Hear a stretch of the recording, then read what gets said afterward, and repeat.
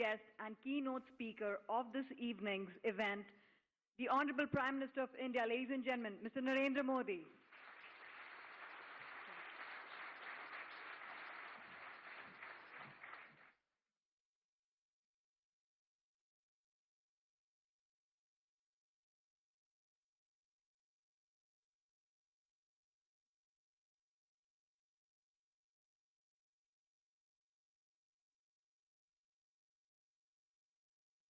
Prime Minister Shri Narendra Modi, Ministers, distinguished guests, ladies and gentlemen. Welcome to the second edition of the Economic Times Global Business Summit. At this venue, just over a year ago, I described the world economy as flying on one engine. I wondered then if India could be the second engine. A year later, the answer appears to be yes.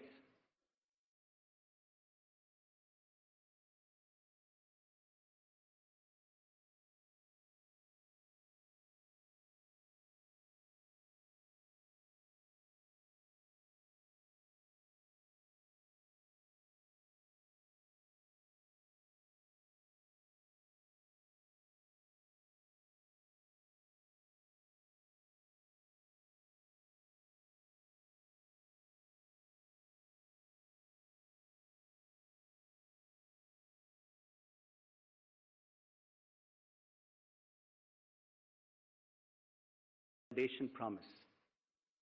This has helped build confidence and given the RBI room to cut rates at least to some extent. Inflation is under control and the rupee is relatively stable, though the currency has experienced its share of turbulence. While emphasizing the positives, I do not want in any way to minimize the challenges facing the economy. Notably, a prolonged weakness in private sector investment. But at the Economic Times, we are more optimistic and prefer to see the glass as being half full. Government spending is beginning to generate an uptick in the investment cycle, with the road sector leading the way. Power sector reform and the cleaning of the coal sector are expected to be big investment drivers going ahead. The railways and defense sectors undergoing a similar cleanup could also generate investment on the scale India needs. The financial inclusion drive has moved beyond the opening of bank accounts to the delivery of affordable financial services. Every household now has a bank account, and the number of zero balance accounts is steadily diminishing. Just before the previous GBS in 2015, the government had carried out major reforms by issuing ordinance in the areas of insurance, mining, and land acquisition. Some later became law, and some didn't. Two sweeping reforms are currently in the works. One is the long-delayed Goods and Services Tax, or GST, that promises to revolutionize India's tax regime and turn the country into one common market. We hope a political consensus can be arrived at quickly so that there is no further delay in its implementation. India also needs a bankruptcy legislation that's in Parliament to be passed as soon as possible into law. We have to modernize outdated rules that make liquidation a long drawn-out process that results in pain all around. The Prime Minister has led from the front when it comes to attracting investment. He has been a vigorous and energetic ambassador in selling the India story to the world. Some of his signature initiatives, such as Startup India and Make in India, are beginning to gain traction. In this context, I must compliment the government for unveiling a package of incentives for startups. India is blessed with a dynamic startup ecosystem. According to some experts, it is the third largest in the world after the US and China. I would also urge the government to to continue with this drive to make it easier to do business in India. Ladies and gentlemen, as I said last year, economic reform is only one of the many building blocks of a rising India. I reiterate my call for reforms in the field of education and healthcare, areas so far untouched by the changes in our economy since 1991. We must make it easier for the private sector to participate in these areas. I'm sure Finance Minister Arun Jaitley's next budget will lay down the markers for the government's economic plans going forward. This evening, we have already heard corporate leaders and Mr. Nooril Rubini speaking about the challenges facing the world economy. Over the next 2 days, I'm sure our distinguished participants, including CEOs, ministers, and foreign dignitaries, will debate many aspects of the Indian economy and engage with events unfolding on the global stage. I welcome all of you. I'm sure the event will be a great success. Let me now come to the moment you've all been waiting for, to hear our chief guest of the evening, the man in whom this nation of more than 1 billion has reposed its trust. Ladies and gentlemen, may I now invite the Prime Minister to deliver his keynote address. Thank you.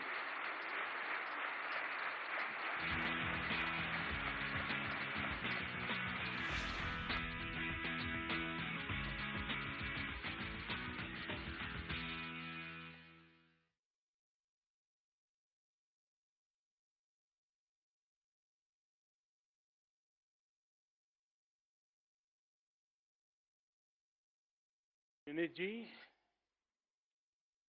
distinguished guests, ladies and gentlemen, I'm very happy to be here today. The global economy is going through a period of uncertainty. At a time like this, I'm glad that so many participants, not only from India, but also from abroad, have taken the time to come here. I'm sure all of us in India will benefit from the experience of other countries. I will take this opportunity to present to you some of my thoughts on the progress of the Indian economy and on the business environment. Some of you may recall what I have said before,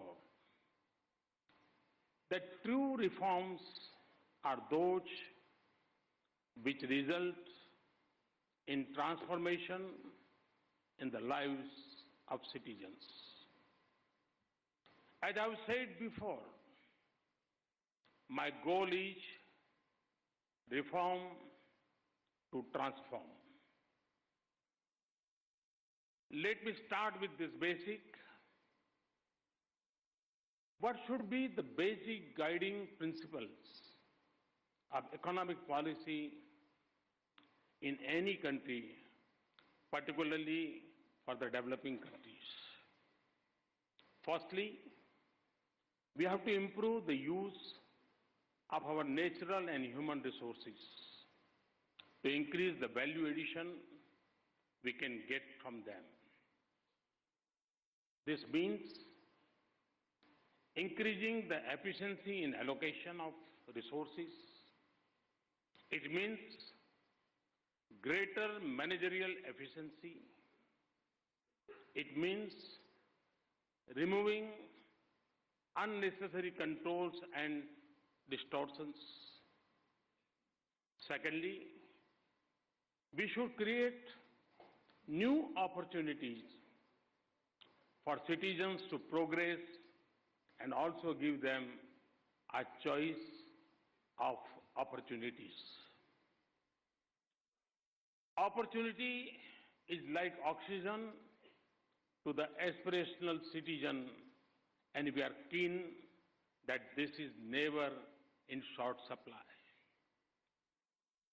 In simple terms, it means सबका साथ, सबका विकास.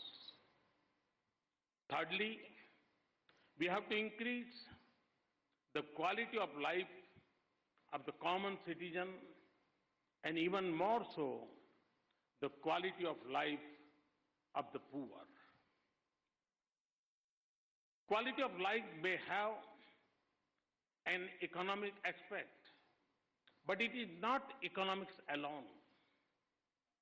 If a government is progressive and runs an honest and efficient administration, the biggest beneficiaries are the poor. I know from my experience that poor governance hurts the poor more than it hurts others. Therefore, improved governance is as important as economic reform. We live in a globally connected world. Actions of one country affect another. Such actions are not only based on the trade and investment, but also in matters of pollution and environment. A poet had said that no man is an island. Today, it can be said that no country can live alone. It is often said that all politics is local. To me, all economics is global. Indeed, the distinction between domestic affairs and foreign affairs is increasingly losing relevance. For a country in the modern day, it is not sufficient that its economic policies should only address its domestic priorities. To me, India's policies must be such that they make a positive contribution to the rest of the world. Many of you are aware of the contribution India can make to the global economy at a time of economic stagnations in many parts. For the last 4 quarters, India has been the fastest growing large economy in the world. In 2014-15, India contributed 7.4% of global GDP in purchasing power terms. But it contributed 12.5% in global growth. Thus, its contribution to growth is 68% higher than its share of global economy. Foreign direct investment in India has increased by 39% in the last 18 months at a time when global FDI has fallen. But a country's contribution goes beyond economics. Protecting our planet from climate change is one of the most important tasks for this generation. If one country reduces its environmental footprint, it creates benefits for all others. It is for this reason that in the COP21 summit, India made far-reaching commitments towards the larger welfare of the planet. In history, every country that has grown has increased its per capita emissions footprints. We are committed to rewriting that history. We are committed to reducing the emission intensity of our GDP by 33% even by 2030, even while growing at fastest pace. For a country which is already at a very low base of per capita emission, this is very ambitious target. We have committed that by 2030, 40% of our electric power capacity will be from non-fossil fuel.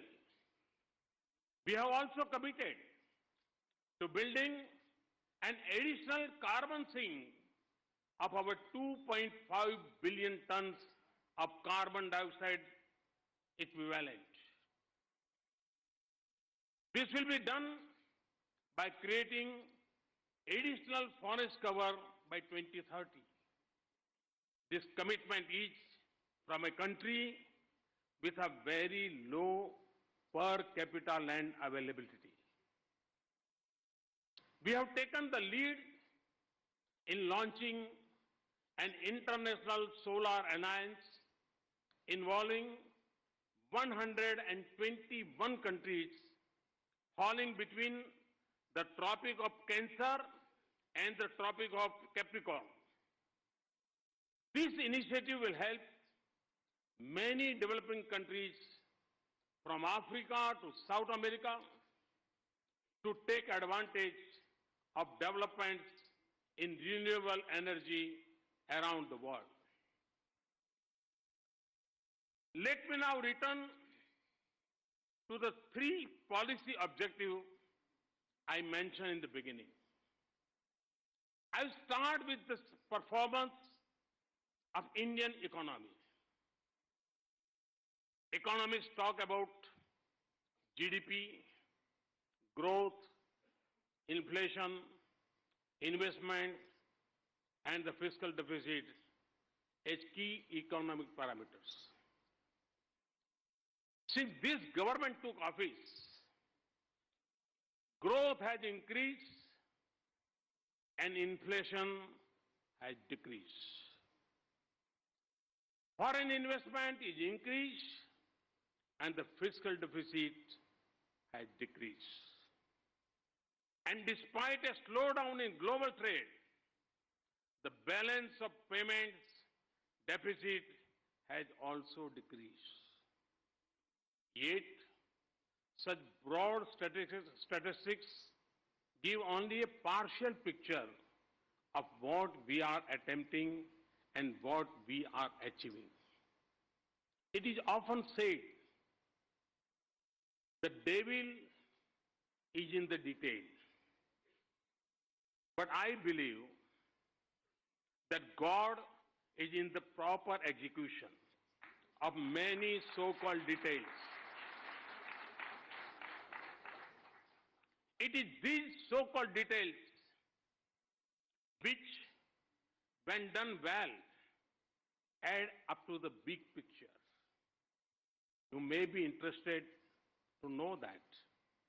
And I will mention very few things. India's highest ever urea fertilizer production was achieved in 2015. India's highest ever production of ethanol as blended fuel benefiting sugarcane farmers was in 2015. The highest number of new cooking gas connections to the rural poor was achieved in 2015. India's highest ever output of coal was achieved in 2015. India's highest ever generation of electricity was achieved in 2015. India's highest ever quantity of cargo handled by major ports was in 2015. India's fastest average turnaround time in ports was in 2015. India's highest ever increase in railway capital expenditure was achieved in 2015. India's highest ever number of new highway kilometers awarded was in 2015. India's highest ever production of motor vehicles was achieved in 2015. India's highest ever software export were achieved in 2015. India's highest ever rank in World Bank doing business indicator was achieved in 2015. India's highest ever exchange reserves were achieved in 2015. ये आपको ET में कभी पढ़ने को नहीं मिला होगा.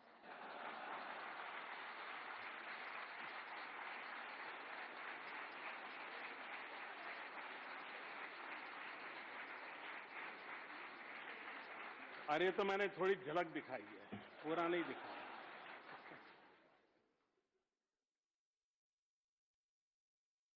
When I give these figures, it is important to remember that in the preceding years, many of these indicators were moving in the opposite direction.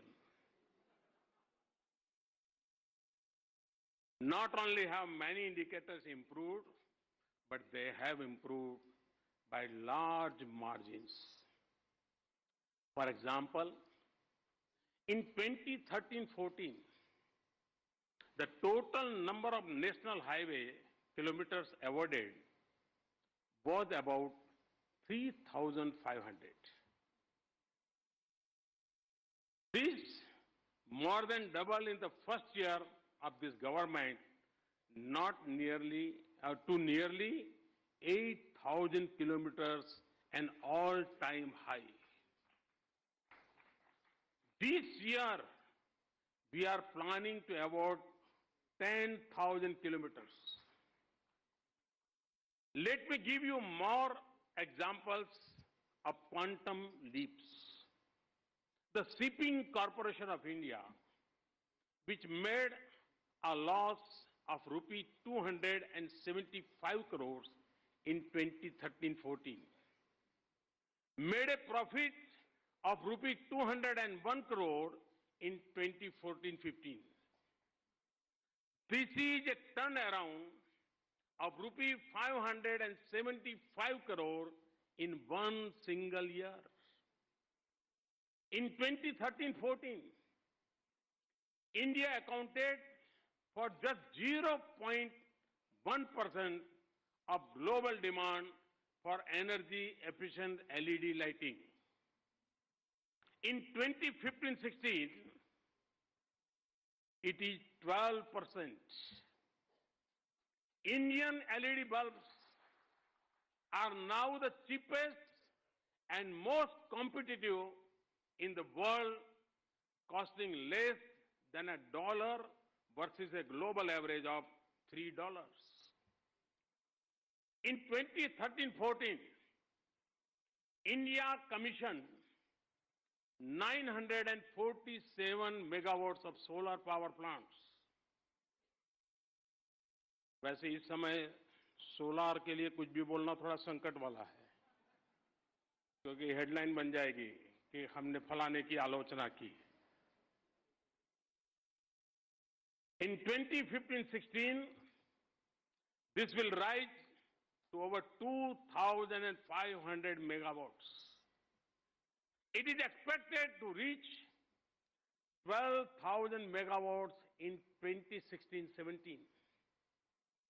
India's share of the global solar energy market will rise from 2.5%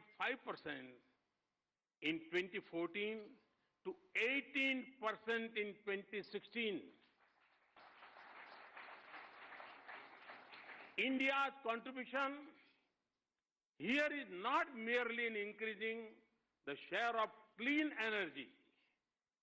Its other contribution is that the huge increase in scale has enabled producers to cut prices, benefiting the whole world. In 2013-14, 16,800 kilometers of transmission lines were added. In 2014-15, this rose to over 22,000, 2% in 1 year. In the power sector as a whole, the cost of power has declined by over 30%. Let me turn to the second aspect. Improving opportunities. I believe in the politics of empowerment. I believe in empowering the people to improve their own lives. We undertook the world's largest and most successful financial inclusion program. It has brought over 200 million unbanked people into the banking system. In the early days of this program, skeptics felt that these accounts would have no balances. You will be surprised to know that today these accounts have a balance exceeding rupees 30,000 crores or over $4 billion. We have also issued a record number of debit cards to them. India is now one of the few countries where the market share of indigenous credit card brand exceeds 33%. We have introduced a new and comprehensive program of crop insurance. This empowers farmers to give their best, with the state providing cover against risk beyond the farmer's control. We have introduced soil health cards to empower our farmers. The card will tell every farmer the exact character of his soil. This will enable him to increase crop yield, reduce overuse of chemical inputs and fertilizer, and restore soil health. Entrepreneurship is one of India's traditional strengths. It was sad to see it neglected in the last few years. Business and profits had become bad words. We have changed that. We need to value enterprise and hard work, not wealth.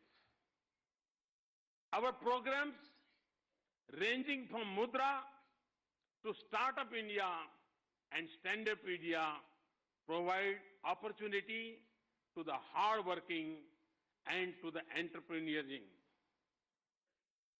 In so doing, we have placed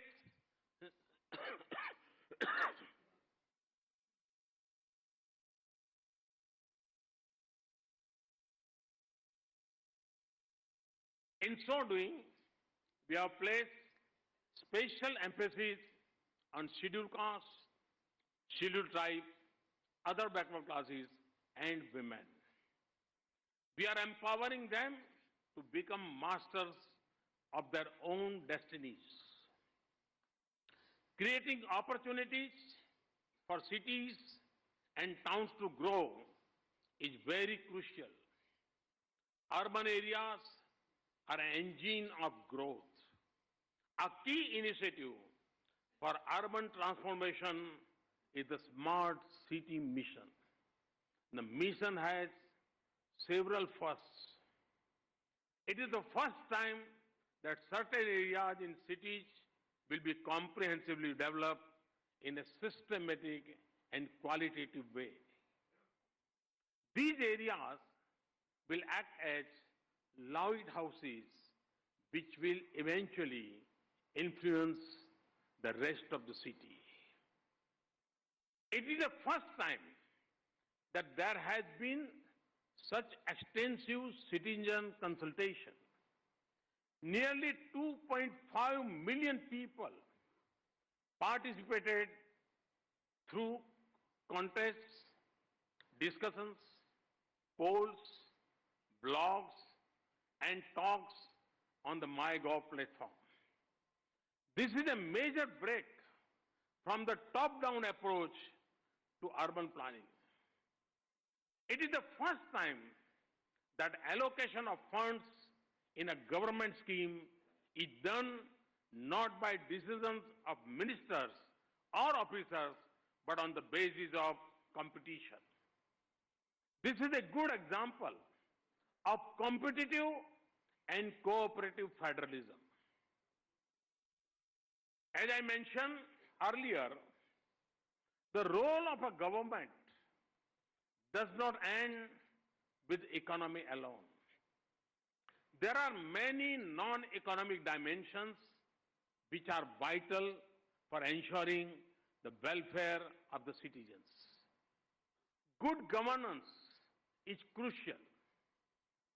We have taken numerous steps which have transformative potential. We have ended the era of high-level corruption. This is a fact acknowledged by Indians and foreigners and by critics and supporters of this government. This is not an easy achievement. We have ended political interference and crony capitalism in nationalized banks. We have, for the first time, appointed several heads of public sector banks from the private sector. Transparent auctions have cleaned up the natural resources sector, which was riddled with scandals. Many experts have commented on the need to reduce subsidies. The new universal access to banking through the Jan Dhan Yojana has enabled plugging of huge leakages in subsidies. In developing countries, fuel subsidies are generally very difficult to tackle. We have successfully decontrolled cooking gas prices. We are now operating the world's largest direct benefit transfer scheme for cooking gas. Subsidies are transferred to the bank account of households. Through electronic verification, multiple and bogus connections are eliminated. This enables genuine beneficiaries to get what they deserve while eliminating those who are not eligible. This has substantially reduced the subsidy. Another subsidized fuel is kerosene, used by the poor for cooking and lighting and distributed by state governments. There is clear evidence that a large quantity of subsidized kerosene is misused and diverted. We have begun a pilot in 33 districts where kerosene will be sold at a market prices. The difference between market price and the subsidized price will be transferred directly to bank accounts of those who are poor. The poor will be properly identified through bank accounts and biometric identification through Aadhaar. This will eliminate duplicate, non-eligible and bogus consumers. This elimination will reduce the total subsidy. We have decided that 75% of this saving, 75% of this saving will be passed on the states. Thereby, we have encouraged state governments to implement this in all districts. The experience of Chandigarh shows that this is possible. In April 2014, there were 68,000 beneficiaries of subsidized kerosene in Chandigarh.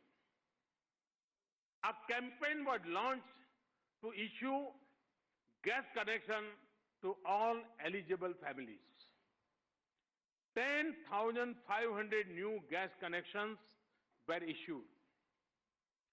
Kerosene quotas were stopped for 42,000 families who already had gas connections. By 31st March 2016, Chandigarh will be declared kerosene-free city.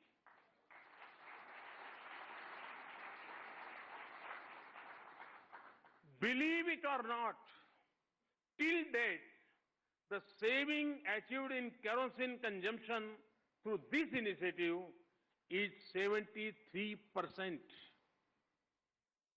2 days ago, at a meeting with chief secretaries of the states, I was reviewing implementation of various pension schemes. I was pleasantly surprised to see that there had been noteworthy reduction in leakage simply by eliminating those who were double counted and who were ineligible. In some states, a reduction of 12% in subsidies has been achieved without any harm to the poor. Another major subsidy is on fertilizer. A substantial quantity of subsidized urea is diverted illegally to use in the production of chemicals. We have introduced a simple but effective technical solution: neem coating of urea. The organic neem coating makes the fertilizer unsuitable for diversion. We have now achieved 100% neem coating in both domestic and imported urea. A significant side benefit has also happened. The collection of neem leaves for urea has become a new income earning opportunity for rural women. I know that several of you are economists. Economists generally believe that human beings are rational. They believe people will not give up a benefit for which they are entitled. Last year, I gave a call to citizens. I asked them to give up their cooking gas subsidies if they felt they were not poor enough to get it. We also made a promise.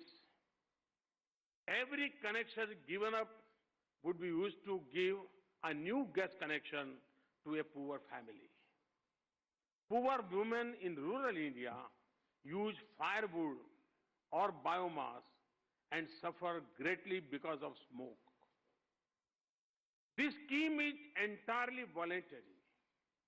You may be surprised to learn that nearly 6.5 million people in India have responded to my call. 65 lakhs. It warms my heart to see that so many of them have come forward with no compulsion to benefit the poor and give up their subsidies. Already over 5 million new connections have been given to the poor. It is a sign of the public spirit and the self-respect which prevails among Indians and shows the potential of citizen action. Another example where citizens have responded is in the case of Khadi.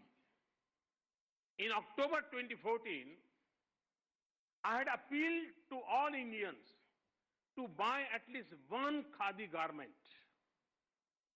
In response to Khadi sales have increased substantially. We have taken a creative approach to tackling the problem of loss-making power distribution companies. Under the Uday program, not Uday Kotak, short-term debt relief is given by state governments taking over bank loans. But this is accompanied by strong long-term condition to hold both the distribution companies and the states. This will create the condition for rolling out 24/7 power supply. Our country suffers from an excess of old and unnecessary laws which obstruct people and businesses. We began the exercise of identifying unnecessary laws and repealing them. 1,827 central laws have been identified for repeal.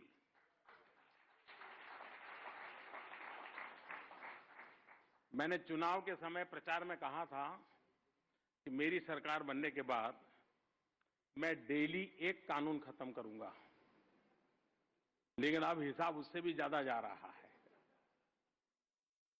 Out of this, 125 have already been repealed.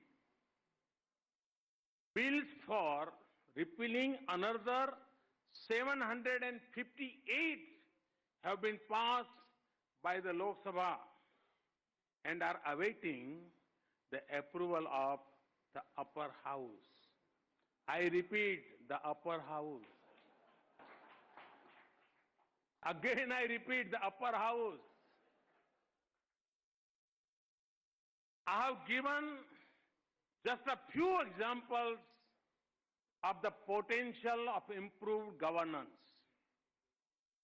The benefits of improved governance are lasting and profound. If our policies are studied closely, you will find that many are popular, but none are populist.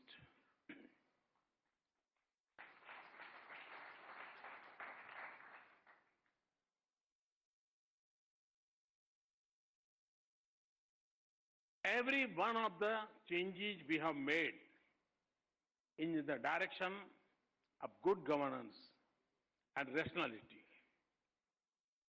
I have been referring to cooking gas, fertilizer and kerosene subsidies. I must confess that I am surprised by the way words are used by experts on this matter.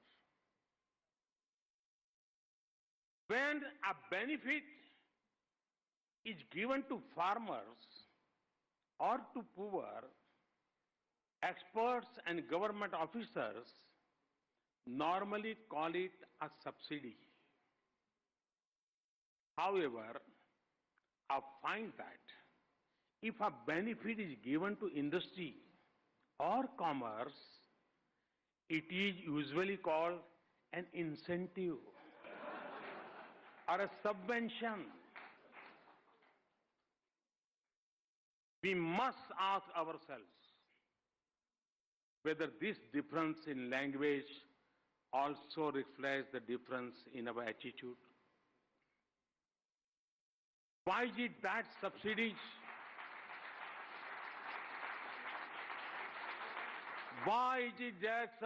going to the well-off are portrayed in a positive manner? Let me give you an example. The total revenue loss from incentives to corporate taxpayers was over rupees 62,000 crores.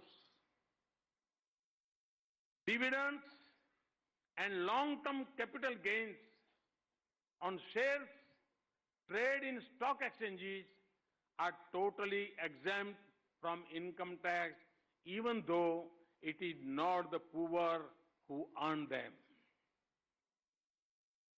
Since it is exempt, it is not even counted in the rupees 62,000 crores. Double taxation avoidance treaties have in some cases resulted in double non-taxation. This also is not counted in the rupees 62,000 crores. Yet, these are rarely referred to by those who seek reduction of subsidies. Perhaps these are seen as incentive for investment. I wonder whether if the fertilizer subsidy is renamed as incentive for agriculture production. Some experts will view it differently. I'm not arguing that all subsidies are good. My point is that there cannot be any ideological position on such matters. We have to eliminate bad subsidies, whether or not they are called subsidies. But some subsidies may be necessary to protect the poor and the needy and given them a fair chance to succeed. Hence, my aim is not to eliminate subsidies, but to rationalize and target them. In 19 months, much has been achieved. Much more is expected of us, and these are challenges ahead. Yet, I'm now confident that we can successfully go forward, that we can successfully go faster, and that we can do so in a way that will benefit the common people. When the people of nation make up their minds to go forward, and when the power of the people is with us, hard challenges become huge opportunities.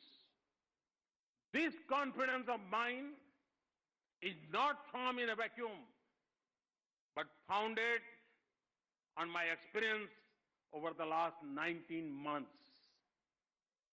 We inherited a struggling economy just recovering from a currency crisis. In less than 2 years, we have taken India to the top of the global league tables of foreign investment and growth. Friends, we have a long way to go, but I feel ours is a journey well begun. Like all journeys, there may be obstacles on the way, but I'm confident we will reach our destination. We have created a platform for a new future and for a new India. An India where every child is born safely and maternal and infant mortality are below world averages. An India where no person is houseless. An India where every town and every village, every school and every train, every street and every house are clean and sanitary. An India where every citizen have access to good health care. An India where every village has 24/7 electricity. An India where every city is vibrant and livable. An India where girls are educated and empowered. An India where every boy and every girl is skilled and ready for productive employment. An India where agriculture, industry and services provide well-paying jobs to all who need them. An India where farmers know the nature of their soil, have the best inputs in reach global levels of productivity. An India where enterprises, large and small, have access to capital and credit. An India where startups and other businesses provide innovative solutions. An India which is the forefront of a global digital economy. An India which leads the world in clean energy. An India where every citizen has basic social security and a pension in old age. An India where citizens trust government and are trusted by government. And above all, a transformed India where all citizens have the opportunity to reach their full potential. Thank you very much. Thanks a lot.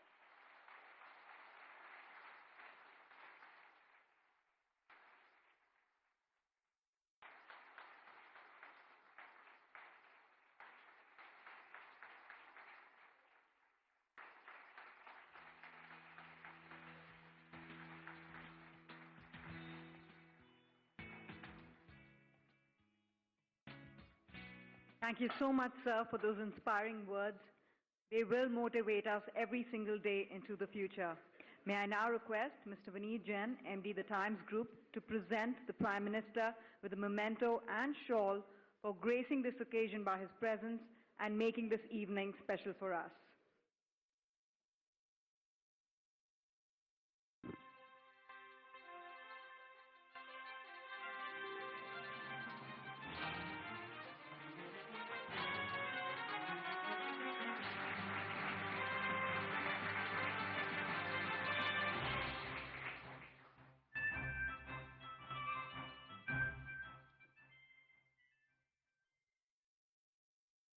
Once again, ladies and gentlemen, the Honorable Prime Minister of India, Mr. Narendra Modi.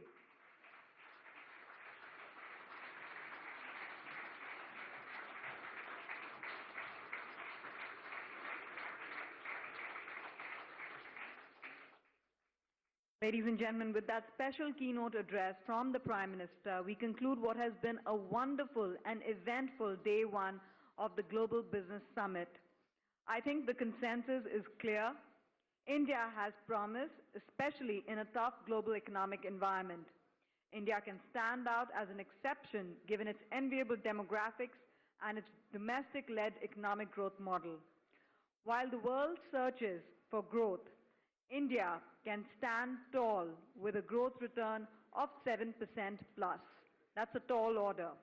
Yes, there are challenges, as there will always be, whether it's infrastructure development, refining tax reforms, or making India more business-friendly. It is important to stay the course and keep the work in progress.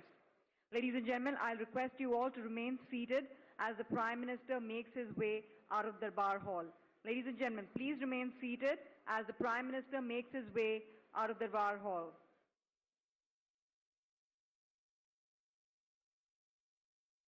May I extend our sincere thanks to all the global business leaders, top honchos of India Inc., honorable ministers and senior bureaucrats who took the time out to be with us this evening. Your presence has indeed made this evening very special. Ladies and gentlemen, I request you once again to please remain seated as the Prime Minister makes his way out of the venue.